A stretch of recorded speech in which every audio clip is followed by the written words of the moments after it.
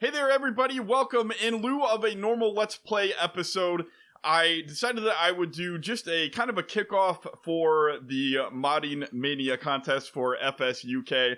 And I do apologize for those of you that are not interested in modding and only hoped to find a Let's Play today, but I just did not have time for both of them. These tutorials take a significant amount of time, especially editing. This one will probably be less of a clean edit, so you might hear me rambling on or explaining the same thing twice. Just due to limited time, but I'm really excited about this, and I want you guys to get started mapping. For those of you that are interested, I cannot recommend making a map enough. It is a lot of fun, which I hope to show you. But let's get started here. We are in Bullet Bill's West Coast map. He did say that you can pull any object off of any Frontier design map. So we're just going to take this entire farm, Hill Ridge Farm, and we're going to export selection with files. You don't want to export all because that will export the entire map. You export selection with files. We are selected on the parent transform group there for this entire farm. And let's put that, and we want to look to put that somewhere where it'll be out of the way enough, but easy enough to find it. So I typically put my imports somewhere over here in textures. And then we will say this is Hill Ridge Farm. You know what? Let's do this. Let's do West Coast Objects. There we go. So West Coast Objects, we will hit save. And now, do we want to get parent directory structure? Click yes. And then we can exit out of that map. And we click no, we don't want to save anything on our current map. If you pull anything from any of the Giants default maps, you definitely always want to click no for that. Let's go back and open up our Modding Mania starter map. This will be available on the FS UK website. And I'll include a link below. I'll explain what I did there originally, but right now let's look to just file, import, and we are going to look for right there, West Coast Objects, and then that's the i3D file. It automatically saved all of the file structure that Bullet Bill used on his map, and it saved it right there. And the reason that I did that is because, for example, if he pulled any items from Goldcrest Valley, and he has a similar file structure, like right there, Goldcrest Valley, then it's going to put those textures in the Goldcrest Valley folder, and if they are the same texture, you basically don't want to have multiples of the exact same texture, because then your file size gets way bloated. So that's a way that you can kind of mitigate that. And then, anyway, let's go in there and we will import that. And then the very first thing you always want to do is make sure that you did not have any errors, which you can do from looking at your window and console. And I don't know why that is not already open, but come on, console. There we go. So scroll down to the bottom and make sure that you don't have any errors, failed to load, etc. So we are good there. And anytime, I guess I should say, start from the very beginning. Every time you do anything to the map, it is always good to have a backup. Make backup, backup, backup. Backup should be the theme of your day. You should be having, when I make maps or edit them, I make a backup before I edit the map. I have backups on a portable drive. I have backups on a thumb drive. I have backups on Dropbox that I do weekly. And then, of course, I have my automatic backup system on my computer that exports them to a wireless, a network attached storage device. So you probably don't have to go that crazy, but backups, if you've ever lost anything making a map, sometimes this editor does crash. If you do too much or just do the wrong thing, it crashes. And you really don't want to have to redo hours of work. And that also reminds me, hit the save button frequently. Control S, hit it a lot. Hit save. There we have our files. That is the very basics of how to import and export. If you download anything from the Farming Simulator Mod Hub store, where am I going? For example, like Robbie's dirt tracks that I already have. What I did, I basically did the same process. I just extracted the folder he gave me, and I put them all right here. I put that all there inside this folder, and because he already has it organized so that you can click on this and it will open up. So when you, right there, see, that's how he has it organized. So all you have to do, if you put whatever you download inside your game folder. Now remember, this is important. You cannot just, for example, oh, I just downloaded Robbie's dirt track kit. I'm going to put that on the desktop. And then I'm going to go into my game and go file, import. I'm kind of going off on a tangent here. But if you import that from the desktop, and then you say okay, my map's done, I'm going to send this off to FS UK now. Well, those files, obviously, that were on your desktop are not going to go with your map. You might not get any errors because your game saves the file path to your desktop. However, nobody else is going to have your desktop, and therefore it's going to have errors for other people. So remember, if you download something, put it, like I did, inside your map folder. So right here, I put all of my stuff like that inside the texture folder. So right there is my dirt track kit. And anyway, let's go back to the map. This is just a very simple start that I started. And I'll tell you what I did. This is the system that I use. I like to, so we will get rid of that. Here is Robbie's dirt track kit, right? And then here is my road system. Let's just show you the dirt track kit. And you might recognize it right there. Let's just move it off to the left slightly so you can get a little bit better look at it. These are all of his roads, etc., whatever.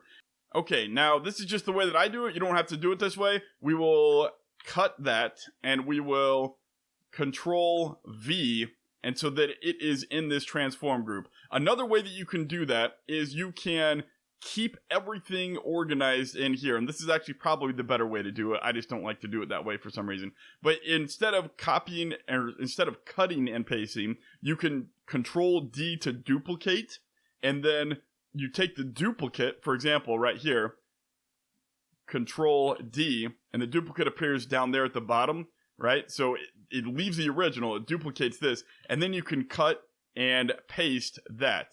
And now you still have, anytime you need anything, you still have his beautiful organization there, and you don't have to hunt. Let's see, where did I put the slope down, the 5 slope down? You don't have to hunt through your own unorganized list to find it. But anyway, I will leave it like that. I will do, let's see, I don't want that for now, and it's duplicated up there, so I don't need that. Let's just minimize that. And we will hit Control B to hit it right there. And remember, Control B, it hovers over any terrain that you are at. So that is how it works. And it's good to get it very close. And then turn, and we are doing a straight map with no weird angles. So I'll just hit that to 90. And we will go line it up like that. And then we will go down a little bit. And then once we feel like it's good, then we're going to go straight to the edge. And then it's always good anytime you do this, look at it from several different angles, because you might see something that you didn't see before. Like here, for example, it looks like we need to go down just a little bit more. And if you miss some of these basics like Control D, Control Duplicate, if you don't know what I'm doing, check out my intro to modding video. Anyway, the design process that I typically use when I make a fictional map is I start with the road, actually. I kind of just, most of the time, I don't really have an idea of what I want to make. I just start with a road, any road. It can be a dirt track, it can be a paved road, but this is what I do. I start with the road, and then I slap down several road pieces, and I kind of go from here. So, like, here, for example, I just started out with a simple incline. And then I was like, okay, well, what do I want to do with that? And then I thought, like, okay, I think it'll be cool to kind of put some rocky terrain there and some trees there, and then put a cliff on the right side, and then I envisioned a field right in here. So you kind of have to go up this steep hill with the cliff on your right to turn into a field. You kind of go down a little bit of a dip when you enter the field, and then this is going to be one of your fields right there. And then off to here, I don't know what I'm going to do yet, but I'm just going to continue the road a little bit, and then I'll build it in. There's a lot of different design options you can do. You can get inspiration from online, like you can Google farmland in Switzerland and try to build, a map taking inspiration from there, or taking inspiration from where you live locally. Anything that you do is fine as long as it gives you inspiration. And then, so for example, one of the things that I like to do is you try to build a map realistically, right? At least feasibly. And one of the things is like, well, why would there be such a steep hill there that's so sharp? It's like, well, it would really only probably be that way if it was rocks. If it was grass and all dirt, it would probably be more of a gentler slope, more like a rolling hill than a sharp cliff like that. So using realistic features like that can really help you design a map. For example, something else is like, so say you have a say you have a river, and say you want the river snaking, right? And say you want it snaking like that. But say the main direction of the river is running. So there we go. So that's a nice wide bending curve. And there we go. So then you have to ask yourself, well, why would the river bend like that? So say the river is running diagonally across your entire map.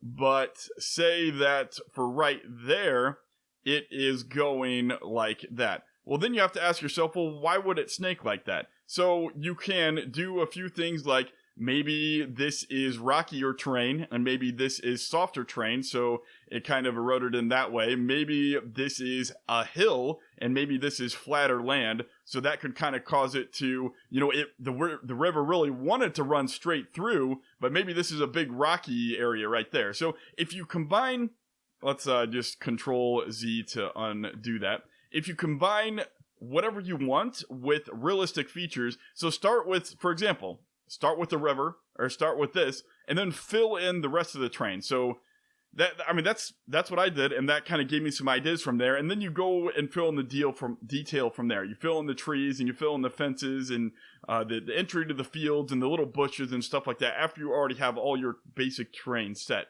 And so we're just going to continue along with this path and seeing what we can cover up. And one of the things you may have noticed that I did here is if you think about road systems, this started off at a 10-degree slope, this started off at a 10-degree slope, and then this starts off at 10, but it is a downward slope 10-degree angle. And the reason I did it there is because then it smooths out nice and even over a curve from going from 10-degree slope to 0-degree slope by the time we are done. And then so you just have to kind of remember, this is at 0, this is at 0, this is at 0 degrees incline, and now this starts out at 0, but it ends at, what is it? It's a downward 20. So we are at a negative 20-degree angle right now. So we can kind of combine that with negative 20. So we're thinking we're at negative 20. I kind of wanted to do a little bit of a dip. So let's do an upslope. I really want an upslope of 10, which would put us at, remember guys, math, remember that stuff that you learned in grade school? Which would put us at a negative 10-degree upslope. So we want to go over there. Now you might be thinking, well, that doesn't work. So you're right, it does not. But we do 90 degrees. And then remember, we are at negative 20. So negative 20 is, you know what, sometimes I start moving the direction I want to figure out which axis we need to adjust, and then fill in that axis later. So negative 20 will get us there perfectly. And that might be a little bit that's too big. I don't want that. So let's do Control Z and put that back. I don't want that big of a slope. Let's do a 20 meter, maybe half as long. Let's do 10. Let's do 10 up slope. Yeah, 10. Okay, that'll work. So this will still put us at a negative 10-degree angle, but it'll be a little bit quicker of a thing, and that's what I wanted there. So 10, and let's do there. And then we already know that this is 90, and this is negative 20. And there we go. That's what I want. I just want a little bit of a dip there, kind of, but still going down. And then let's go down a little bit, and then left, and there we go. That looks like pretty good. And yeah, okay, so we are still going down. It's a little bit more of a dip. Let's see, what should we do here? Let's do, you know what? We could do I want to make it kind of go up some more? Yeah, let's make some hills and mountains there. So let's get something a little bit steeper.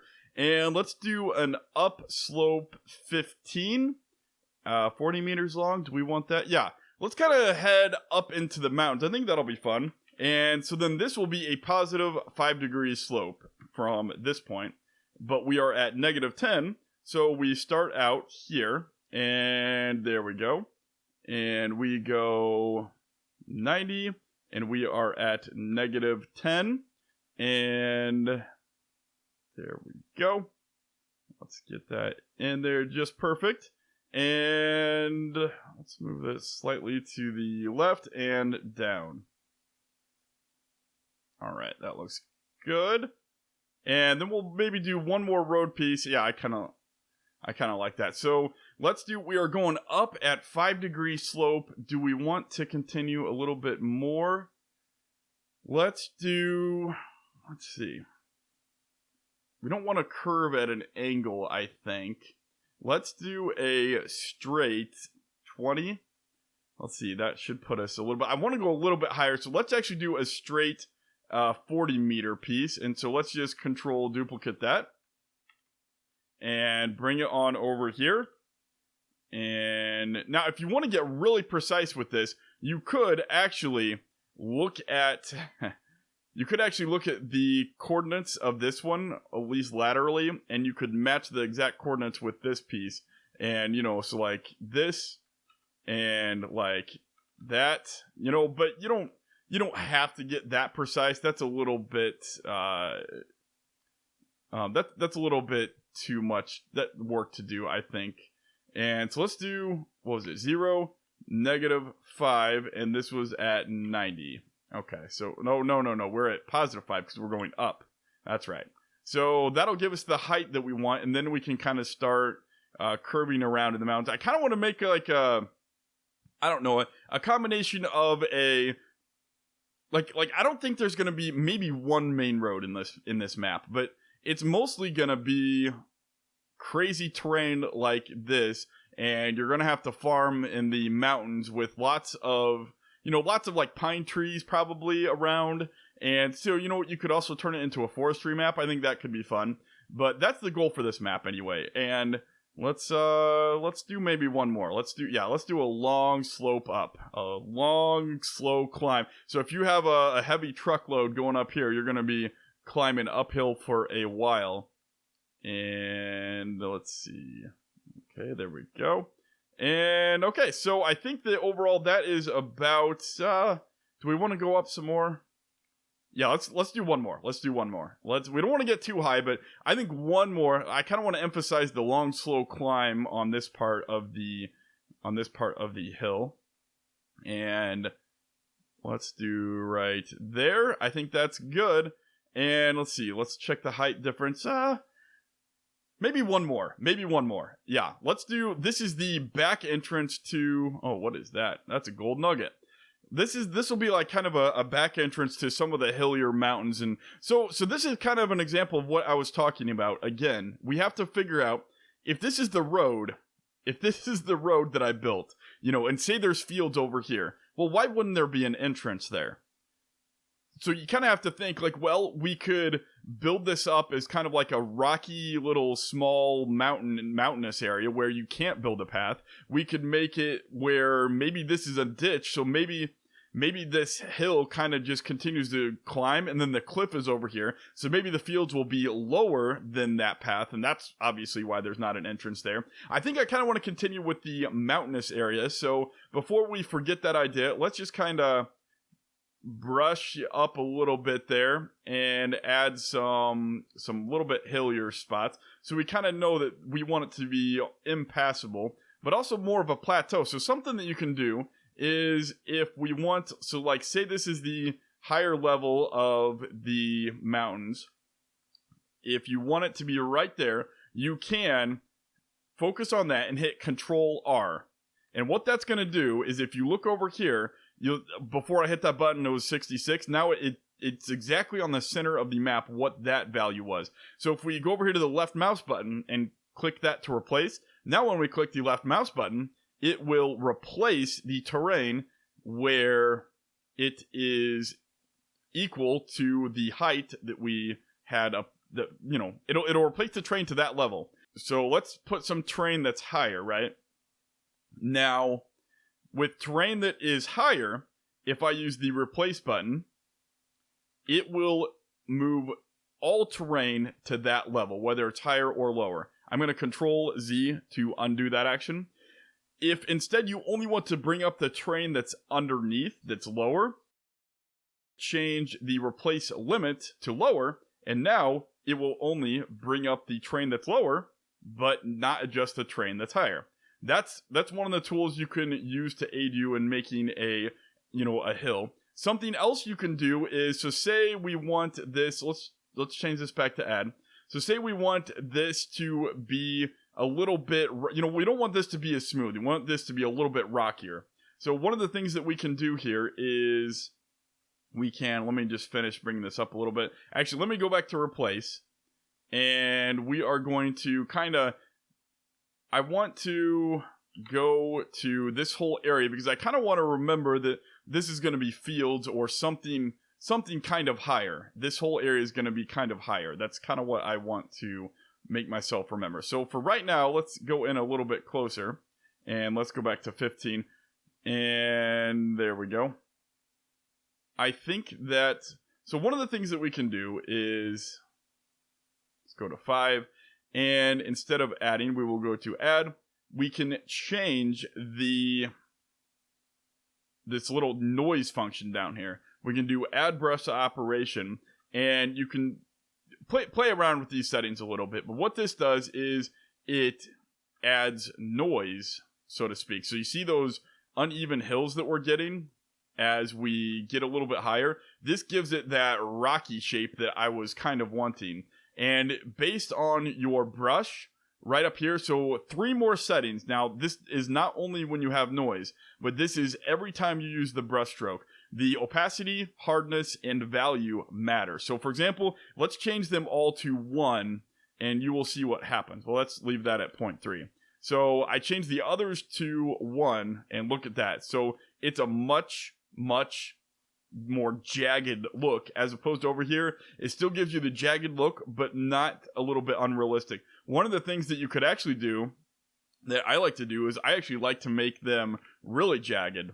And then, after they're jagged, you can open the brush up over a bigger area and hit the middle mouse button to smooth. And that could give you some interesting terrain doing it like that. Just one click. Remember, the value basically affects it affects the value of each button press. So if you want to do not a lot, you do 0.1. And now look what happens when I press the middle mouse button. Not a lot of smoothing goes on compared to if I hit 1, now I'll tap the middle mouse button. It smooths it a lot more. So play around with these settings. I typically don't play around with erosion, but you can experiment with that if you want. Anyway, I think that is kind of what I want. So I want some, I don't know if I'll make them that much higher. So let's bring those down a little bit lower.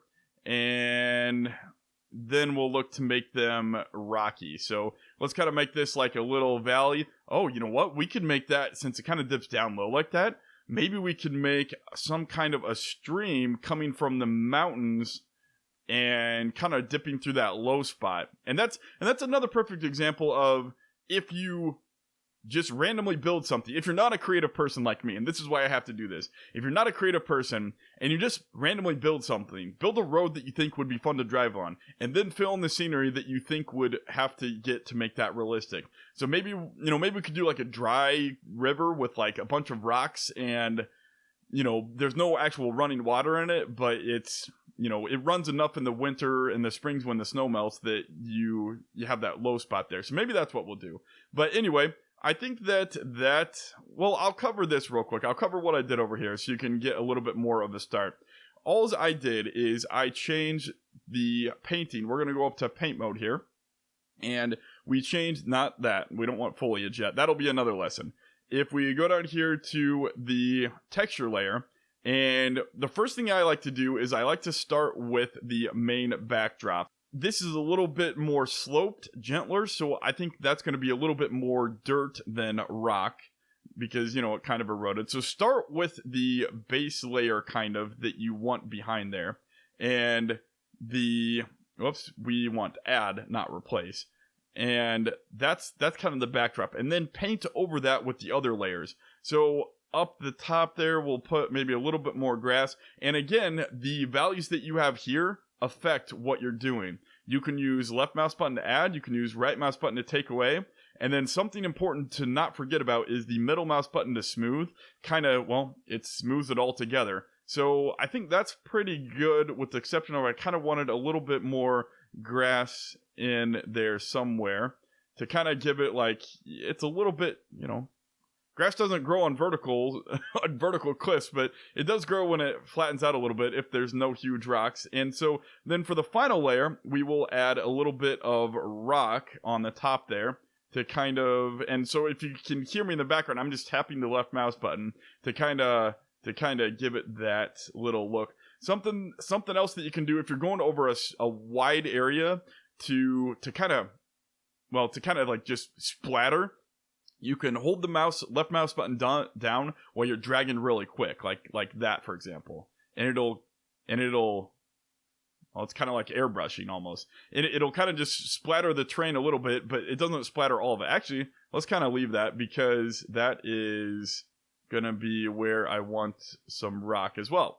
And so here we go. Let's do that, and then don't forget to smooth it out a little bit. So a little bit less rock on this section is what we were going for. And then maybe I think some rock maybe right there.